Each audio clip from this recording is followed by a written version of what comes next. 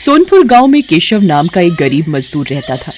मजदूरी का काम मिल जाए तो परिवार का पेट भर जाए, नहीं तो परिवार रूखी सूखी खाकर ही सो जाता था। एक दिन, सुनो जी, तुम एक काम क्यों नहीं करते? इस गांव में तो कोई काम मिलने से रहा। तुम वो पहाड़ी के पार वाले गांव में भी तो जाकर कोई काम ढूंढ सकते हो, शायद कोई काम मिल जाए। पर कमला, उस पहाड़ी का रास्ता बहुत खराब है, ज्यादातर सुनसान ही रहती है पहाड़ी। पर कुछ तो करना पड़ेगा जी, बच्चों को कब तक रूखा सूखा खिलाते रहेंगे? कोशिश तो करनी ही पड़ेगी ना जी। ठीक है कमला, मैं कल सुबह ही दूसरे गांव के लिए निकल जाऊंगा, ठीक है, ताकि समय से वापस आ सकूं। कमला अगले दिन केशव को कुछ भुने चने और गुड़ बांध कर देती है। सुनो, ये कुछ भुने चने और गुड़ लेते जाओ, रास्ते में भूख लगेगी तो खा लेना। केशव मजदूरी करने के लिए दूसरे गांव निकल पड़ता है। वो उस पहाड़ी के रास्ते चलता जाता है। आधे रास्ते चलने पर केशव थक जाता है। वो सोचने लगता है, थोड़ी देर यहीं इस पेड़ के नीचे आराम कर लेता हूँ, फिर आगे बढ़ूंगा। अरे, कमला ने ये भुने हुए चने और गुड़ दिया था, थोड़े खाकर भूख मिटा लेता हूँ। केशव जैसे ही चने और गुड़ खाने लगता है, एक चींटी उसके पास आती है। भैया, क्या थोड़े से गुड़ और चने मुझे दे सकते हो? मैं और मेरी बहनें भूखी हैं। हमने बहुत दिनों से कुछ नहीं खाया है। तुम्हारी बड़ी मेहरबानी होगी। हाँ हाँ, ये लो, तुम इन गुड़ और चनों से अपना और अपनी बहनों का पेट भर लो। चींटी खुशी खुशी वो गुड़ और चने अपनी बहनों को खिलाती है। जैसे ही चींटियां गुड़ और चने खाती हैं, देखते ही देखते वो सब सुंदर परियां बन जाती हैं। केशव ये सब देखकर हैरान रह जाता है। शुक्रिया राहगीर, आज तुम्हारी वजह से हम श्राप से मुक्त हो गई। हम परीलोक से धरती पर घूमने निकली थी। इस पेड़ के नीचे एक महात्मा भोजन कर रहे थे। हमने भूल से उनके भोजन में कंकड़ फेंक दिए, जिससे उन्होंने हमें चींटी बना दिया और श्राप दिया कि जब तक कोई राहगीर हमें भोजन नहीं देगा, हम अपने असली रूप में नहीं आ पाएंगी। पर तुम इस पहाड़ी पर कैसे? यहाँ तो कोई नहीं आता जाता। केशव परियों को सारी आपबीती सुनाता है, जिसे सुनकर परियां भी बहुत दुखी होती हैं।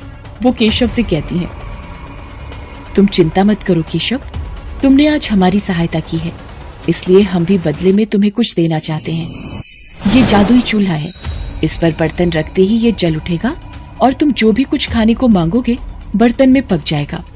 मैं तुम्हें एक मंत्र बताती हूँ।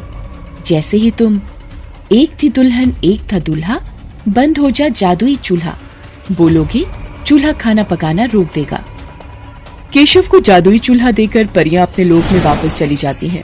केशव वो चूल्हा लेकर खुशी खुशी घर वापस आ जाता है। अरे, तुम तो बहुत जल्दी वापस आ गए, और ये चूल्हा कैसा? अरे कमला, रुको, मैं तुम्हें एक जादू दिखाता हूँ। तुम एक पतीली लेकर आओ। हाँ। कमला एक खाली पतीली लेकर आती है। केशव पतीली को जादुई चूल्हे पर रखता है और चूल्हा जल उठता है। केशव दाल बोलता है और पतीली दाल से भर जाती है। केशव एक एक करके चूल्हे पर बर्तन रखता जाता है और मिनटों में सारा खाना बनकर तैयार हो जाता है। ये देखकर कमला और बच्चे बहुत खुश होते हैं। देखा कमला, मिनटों में सारा खाना इस चूल्हे पर तैयार हो रहा है। और कुछ चाहिए तो बोलो।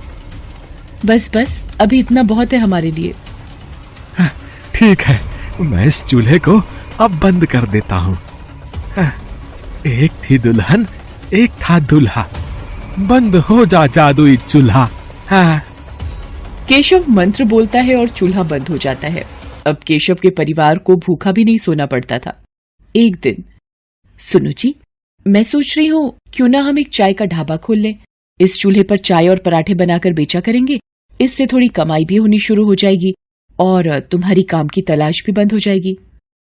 कह तो तुम ठीक रही हो कमला, बिल्कुल ठीक है। मैं एक दुकान किराए पर ले लेता हूँ, जो पैसे आएंगे उससे किराया भी भर देंगे और घर खर्च भी निकल आएगा। केशव घर के नजदीक ही एक छोटी सी दुकान किराए पर ले लेता है और जादुई चूल्हा रखकर चाय बनानी शुरू कर देता है। धीरे धीरे केशव का चाय नाश्ते का ढाबा चल पड़ता है। आने जाने वाले लोग केशव के ढाबे पर रुककर चाय पराठे खाया करते थे। जिन गरीबों के पास पैसे नहीं होते थे केशव उन्हें मुफ्त में ही खाना बांट दिया करता था। उसे अपनी गरीबी के दिन याद थे। धीरे धीरे केशव की गरीबी की हालत में सुधार होने लगता है। एक दिन, अरे भाई केशव, कैसे हो? अरे मोहन, अरे तुम शहर से कब आए भैया? है गांव का तो रास्ता ही भूल गए लगता है। इस घटिया चूल्हे को तोड़ देता हूँ। मोहन गुस्से में चूल्हे को पटक कर तोड़ देता है।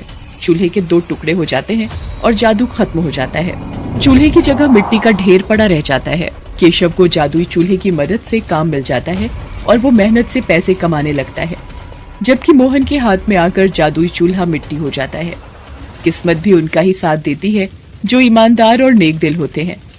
चोर और मक्कार व्यक्तियों के हाथ सदा ही खाली रह जाते हैं।